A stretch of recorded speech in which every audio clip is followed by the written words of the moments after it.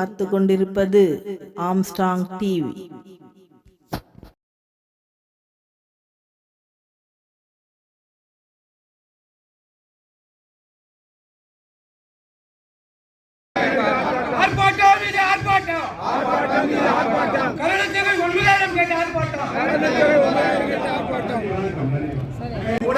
கிட்டத்தட்ட 4000 பேர் செத்துட்டான், 5000 பேர் இருக்கான், 5000 பேர் பண்ணி விடான்.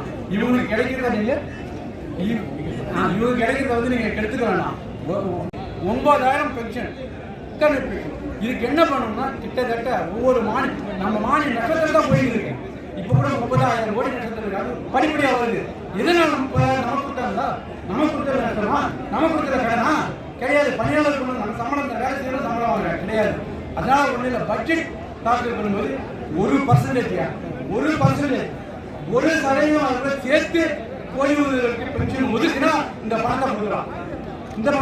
எது இருக்கிற பணம், ரிட்டையர் ஆன பணம், மறந்த பணம்னு சொல்றாங்க. அதெல்லாம் கிடையாது. 1% ஒதுக்குனா இதுக்கு வந்து இப்போதைக்கு நம்ம வந்து தேர்தல் நேரம் வருது. இப்போ தேர்தல் நேரம் வருது. இப்போ எல்லா சங்கமும் போராடுறோம். இதில் இன்னொரு பெரிய என்னன்னு கேட்டீங்கன்னா, இந்த சங்கம், இந்த கூட்டணி, இந்த இதில் வந்து எல்லாருமே என்ன கேட்டாங்க,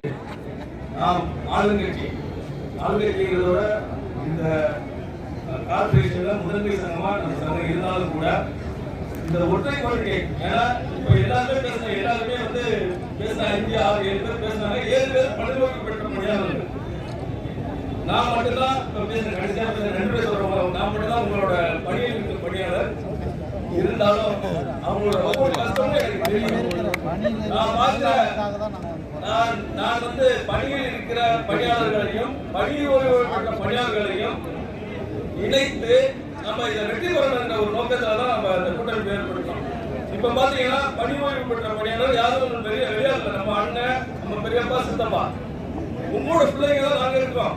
நம்ம எல்லாம் ஒற்றுமையா இணைந்து இந்த 2 பேரும் இணைந்து செயல்பட்டா மட்டும்தான் நம்ம வெற்றி பெற முடியுங்கிற நம்பிக்கையில தான் அந்த கூட்டணி சந்திரகுமார் சார் இப்ப ராமநாதன் சார் வந்து நாங்கெல்லாம் பேசி எல்லாரையும் இணைக்கணும்ன்றதுல முதல் வெற்றி நமக்கு.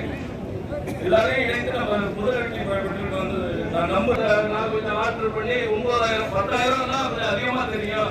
9,000 தான் ஒரு பேடல் 9,990 மாதிரி 9,000 ரூபாய் குறைச்சோம்.